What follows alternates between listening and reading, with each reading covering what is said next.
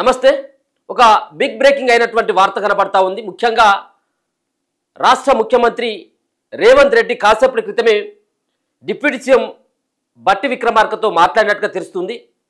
So ముఖ్యంగా రేపు సుప్రీంకోర్టులో ఏం జరగబోతా ఉంది, సుప్రీంకోర్టులో ప్రభుత్వం తరపున వాదనలను ఎవరు వినిపించేటువంటి అవకాశం ఉంది, ఎవరు ఏ రకంగా సుప్రీంకోర్టును మెప్పించేటువంటి అవకాశం ఉంటుంది. ముఖ్యంగా నేను చెప్పేది 42% బీసీలకు సంబంధించినటువంటి రిజర్వేషన్ల సంబంధించినటువంటి అంశంలో రేపు వంగా గోపాల్ రెడ్డి వేసినటువంటి పిటిషన్ పైన, అంటే గతంలో సుప్రీంకోర్టు 50% రిజర్వేషన్లు దాటకూడదు అంటూ సుప్రీంకోర్టు క్యాప్ విధించడం జరిగింది. ఇప్పుడు రేవంత్ రెడ్డి తీసుకున్నటువంటి బీసీలకు 42% రిజర్వేషన్లు కల్పించడం ద్వారా సుప్రీంకోర్టు యొక్క గైడ్లైన్స్ని తుంగలో తొక్కిళ్ళు. సుప్రీంకోర్టు యొక్క గైడ్లైన్స్ని ఏమాత్రం రాష్ట్ర ప్రభుత్వం పట్టించుకోలేదు, ఇది చట్టవిరుద్ధం అంటూ గోపాల్ రెడ్డి అన్నటువంటి ఒక వ్యక్తి, ఒక రెడ్డి సామాజిక వర్గానికి చెందినటువంటి వ్యక్తి సుప్రీంకోర్టులో కేసు వేయడం జరిగింది. మరో పక్కన హైకోర్టులో సైతం 8వ తారీఖున దానిపైన కూడా విచారణ ఉంది. 8వ తారీఖున హైకోర్టులో ఉన్నది, రేపు సుప్రీంకోర్టులో ఉన్నది.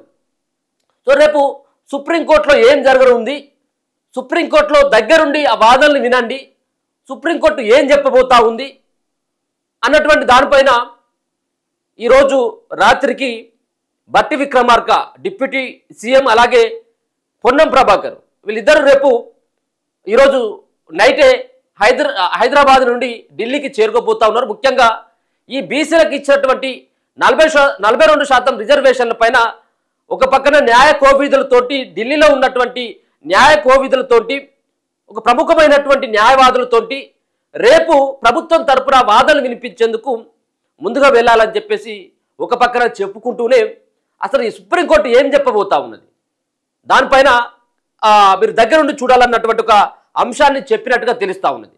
సో నిజంగా సుప్రీంకోర్టు రేపు క్లీన్ చిట్ ఇస్తుందా, గ్రీన్ సిగ్నల్ ఇస్తుందా, లేకపోయినట్టయితే దీన్ని కొట్టేస్తుందా, ఏం జరగనున్నది? రేపు ఇచ్చేటువంటి సుప్రీంకోర్టు ఇచ్చేటువంటి తీర్పు ఆధారంగా స్థానిక సంస్థల ఎన్నికలకు సంబంధించినటువంటి అంశం ముడిపడి ఉన్నది.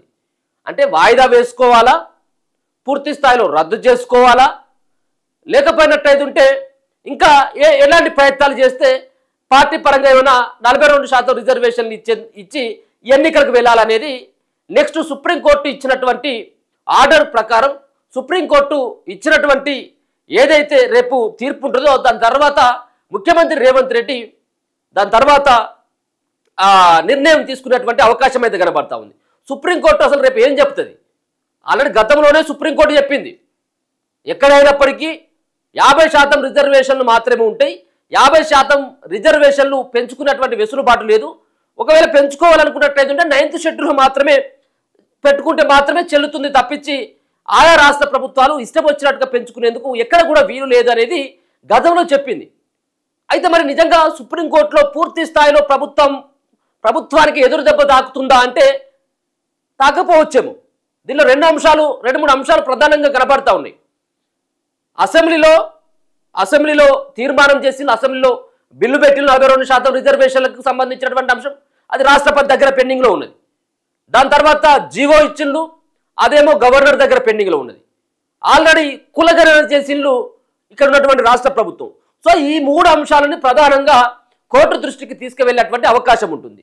సో తెలంగాణలో లెక్క పెట్టినటువంటి జనాభా ప్రకారం ఆయా సంబంధించినటువంటి ఆ కులాల లెక్క కానీ జనాల లెక్క కానీ ఏదైతే ముఖ్యమంత్రి రేవంత్ రెడ్డి చేసిండో, తెలంగాణ రాష్ట్ర ప్రభుత్వం చేసిందో ఆ లెక్కల తర్వాత బీసీల సంబంధించినటువంటి జనాభా ఇంత ఉంది, ఆ జనాభా లెక్కల ప్రకారమైన వాళ్ళకు ఇంత % రిజర్వేషన్లు ఇవ్వాలి, ఇది జనాభా తమాషా ప్రకారం ఇవ్వాలి అని చెప్పేసి కోర్టుకు చెప్పుకునేటువంటి అవకాశం ఒకటైతే మాత్రం మిగిలి ఉన్నది.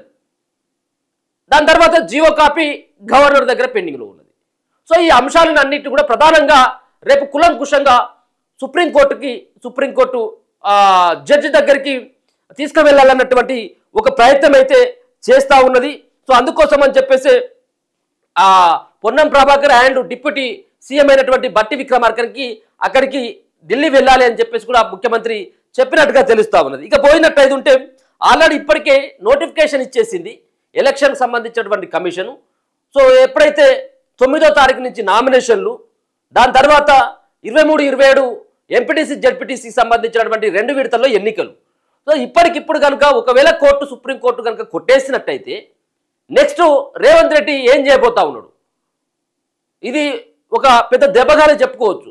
సుప్రీంకోర్టులో ఒకవేళ రేపు ఈయన ఎవరైతే వంగ గోపాల్ రెడ్డి వేసినటువంటి పిటిషన్ పైన నిజంగా కూడా సుప్రీంకోర్టు దీన్ని నువ్వు 50% రిజర్వేషన్లు ఏ విధంగా పెంచుకుంటావంటూ ప్రభుత్వానికి కనుక ఎదురు దెబ్బ దాకినట్టయితే యాజ్ ఇట్ ఈస్గా రేపు హైకోర్టులో సైతం కూడా ఇదే తీర్పు వెలువరించేటువంటి అవకాశం కనబడతా ఉన్నది. అందుకని చెప్పేసి సుప్రీంకోర్టు రేపు ఇచ్చేటువంటి తీర్పు ఆధారంగా హైకోర్టు తీర్పు కూడా ఆ విధంగానే ఉంటుంది అని చెప్పేసి మెజార్టీకి సంబంధించినటువంటి మేధావుల యొక్క అదే ఆలోచన కనబడతా ఉన్నది. చూద్దాం మరి రేపు ఈ వంగ గోపాల్ రెడ్డి వేసినటువంటి ఈ పిటిషన్ పైన సుప్రీంకోర్టులో ఏ విధమైనటువంటి వాదనలు జరుగుతాయి, ఎట్లా ఉంటుంది, స్థానిక సంబంధించినటువంటి ఎన్నికలని ఇప్పుడున్నటువంటి ప్రభుత్వం ఏమన్నా రద్దు చేసుకొని కొంత టైం తీసుకొని వెళ్తుందా, లేకపోతే షెడ్యూల్ ప్రకారమే ఇప్పుడు ఏదైతే 2 విడతల్లో జెడ్పీటీసీ ఎంపీటీసీ ఎన్నికలు, 3 విడతల్లో సర్పంచ్ ఎన్నికలకు సంబంధించినటువంటి డేట్ ఏ విధంగానైతే అనౌన్స్మెంట్ చేసిందో ఆ ప్రకారం ఏమైనా వెళ్ళేటువంటి అవకాశం ఉంటుందా అంటే అది కొంత సాధ్యపడకపోవచ్చేమో. కొంత టైం తీసుకొని మళ్ళీ ఏమైనా షెడ్యూల్ రిలీజ్ చేసేటువంటి అవకాశం కనబడతా ఉన్నది. ఎందుకంటే ఆతృతగా మళ్ళీ పార్టీ పరంగా 42% రిజర్వేషన్లు, ఇదే రిజర్వేషన్ల ప్రకారం కోర్టు ఇచ్చిన కానీ వెళ్ళినట్టయితే ఉంటే సో గతంలో ఎన్నికలనే పూర్తిగా రద్దు చేసేసింది. ఎన్నికలు జరిగిన తర్వాత కూడా ఇవి చెల్లే అంటూ గతంలో కొన్ని రాష్ట్రాలకు ఎదురెబ్బ దాకింది. అందుకని చెప్పేసి ఇప్పుడున్నటువంటి ప్రభుత్వం ఆచితూచి అడుగులు వేయాలనుకున్నట్టయితే ఉంటే ఖచ్చితంగా ఇంకా సమయాన్ని ఇంకో 2-3 నెలలు పెంచుకొని మళ్ళీ గతంలో కేసీఆర్ ఏ విధంగానైతే పాత రిజర్వేషన్లు ఏ విధంగానైతే ఉన్నాయో, బీసీలకు ఉన్నటువంటి రిజర్వేషన్లు 23% రిజర్వేషన్లు ఏవైతే ఉన్నాయో ఆ లెక్క ప్రకారమే పోయేటువంటి అవకాశం ఉంటుంది. ఇప్పటికిప్పుడు 9th షెడ్యూల్లో పెట్టేటువంటి అవకాశం అసలే లేదు. దాని తర్వాత గవర్నరు వీళ్ళు పంపినటువంటి జీవోని సమర్థిస్తాడు, పచ్చ జెండా ఊపుతాడు, సంతకం పెడతాడంటే అది కూడా అసలు అయ్యేటువంటి పని కూడా కాదు. కాబట్టి ఇప్పుడు పార్టీ పరంగా రిజర్వేషన్ ఇచ్చి వాళ్ళు ఎన్నికలకు పోవాలి. పార్టీ పరంగా రిజర్వేషన్లతోటి ఎన్నికలు కనుక పోయినట్టయితే ఉంటే ఆల్రెడీ ఇప్పటికే డిక్లేర్ చేసిండు ఆయా సంబంధించినటువంటి గ్రామాలు, ఆ మండలాలకు సంబంధించినటువంటి ఎంపీపీ ఎవరు, ఏ రిజర్వేషను, జెడ్పీటీసీ ఏ రిజర్వేషన్ అనేది ఇప్పటికే అలర్ట్ చేయడం జరిగింది, ఇప్పటికే అనౌన్స్మెంట్ చేయడం జరిగింది.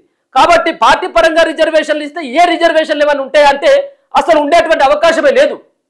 మళ్ళీ ఆయా సంబంధించినటువంటి గ్రామాల రిజర్వేషన్లు మారిపోతాయి, ఆయా సంబంధించినటువంటి జెడ్పీ చైర్పర్సన్ల రిజర్వేషన్లు మారిపోతాయి, జెడ్పీటీసీల రిజర్వేషన్లు మారిపోతాయి, ఎంపీపీల రిజర్వేషన్లు మారిపోతాయి, వార్డు సభ్యుల రిజర్వేషన్లు మారిపోతాయి, ఇవన్నీ కూడా మారిపోతాయి. కాబట్టి ఇంకా చాలా టైం పట్టేటువంటి అవకాశం ఉంటుంది. కాబట్టి మరి ఈ యొక్క రేపు ఇచ్చేటువంటి సుప్రీంకోర్టు ఇచ్చేటువంటి తీర్పు ఏ విధంగా ఉంటుందనేది యావత్ తెలంగాణ రాష్ట్రంలో ఉన్నటువంటి అందరూ కూడా సర్పంచ్గా పోటీ చేసేటువంటి వ్యక్తులతో పాటు ఆయా సంబంధించినటువంటి పొలిటికల్ లీడర్లు రేపు సుప్రీంకోర్టు తీర్పుకు సంబంధించినటువంటి దానిపైనే ఉత్కంఠంగా ఎదురు చూస్తూ ఉన్నారు. దీన్ని ఖచ్చితంగా కూడా ముఖ్యమంత్రి సైతం కూడా దీనిపైన స్పెషల్ ఫోకస్ కూడా పెట్టినట్టుగా తెలుస్తా ఉన్నది.